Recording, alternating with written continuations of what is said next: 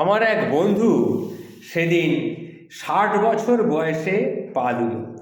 আমার ঠিক বন্ধু নয়, মানে ভাইয়ের মতো আর কি। আমার থেকে বেশ কিছুটা ছোট। সে 60 বছর বয়সে পা দিল। তা আমি তাকে তখন জিজ্ঞাসা করলাম, আচ্ছা, নিজের মধ্যে এই যে 60 বছর বয়সে এসে পৌঁছলে তুমি, তোমার নিজের মধ্যে কীরকম পরিবর্তন তুমি অনুভব করছো?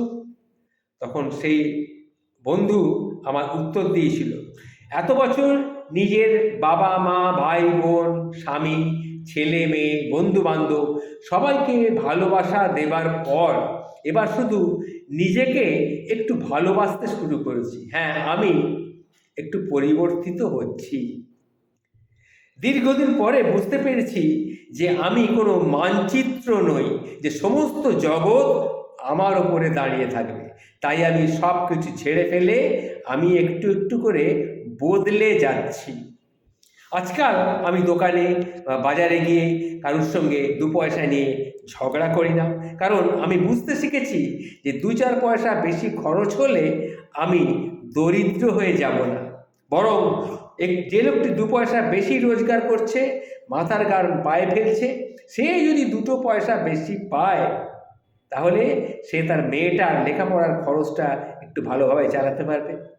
তাই আমি সত্যিই এখন বদলে যাচ্ছি। আগে কিন্তু এইটা আমি চিন্তা করতাম না, এখন এগুলো আমি চিন্তা করি। এর থেকেই আমি বুঝতে পারছি আমার মধ্যে একটা পরিবর্তন আসছে, আমি বুঝতে পারছি।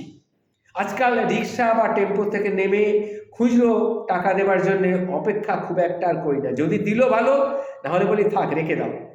যে দরিদ্র লোকটি রাত দিন পরিশ্রম করছে, সে আর যদি 2 পয়সা বেশি পায়, 2 কি 5টা টাকা বেশি পায়, তার মুখে একটা সুন্দর হাসি ফুটে উঠবে। এই হাসিটুকুর আশায় আমি নিজেকে বদলে নিচ্ছি। বয়স্ক লোকেদের বলা একই গল্প বারবার আমি শুনি, মনে মনে হয়তো ভালো লাগে না, তাও আমি তাদেরকে থামতে বলি না, কারণ আমি বুঝতে শিখেছি এই গল্পগুলোর মধ্যে তাদের অতীত জীবনের স্মৃতিগুলো জড়িয়ে রয়েছে, যা তাদের অন্তরঙ্গ জীবনে কিছুটা হলেও আনন্দ বয়ে নিয়ে আসছে। তাই আমি আর আগের মতো তাদের কথা শুনে বিরক্ত হই না।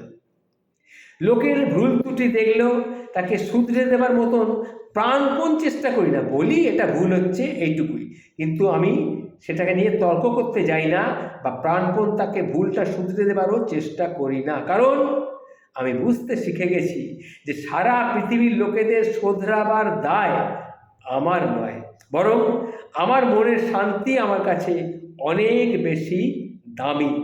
হ্যাঁ, আমি বদলে গেছি। এখন আমি বিনা কারণেই মানুষকে অভিনন্দন জানাই, তার প্রশংসা করি।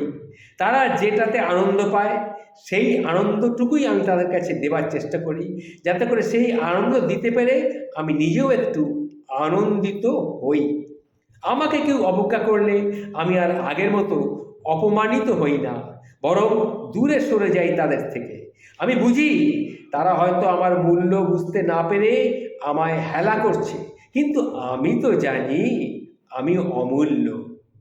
আজকাল আগের মতন আবেগের যখন তখন অপ্রকাশিত প্রকাশ আমাকে আর লজ্জিত করে না, কারণ আমি শিখে গেছি যে এই আবেগগুলোকেই আমাকে মানুষ বলে নিজের কাছে পরিচয় করিয়ে দিচ্ছে।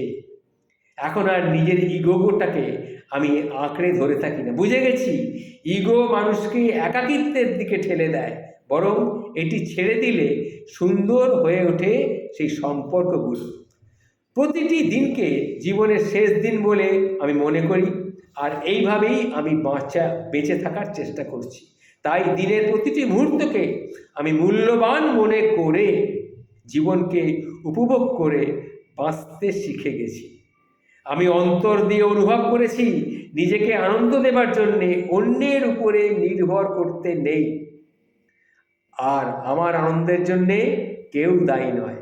আমি সম্পূর্ণভাবে নিজের সুখ নিজের আনন্দের জন্যে আমি দায়ী। হ্যাঁ, আমি বদলে যাচ্ছি, আর এই বয়সে পৌঁছে আমি জীবনের প্রকৃত অর্থ বুঝতে শিখেছি। তাই আমার ভিতরেও পরিবর্তন হয়ে চলেছে। নমস্কার, ভালো থাকবেন।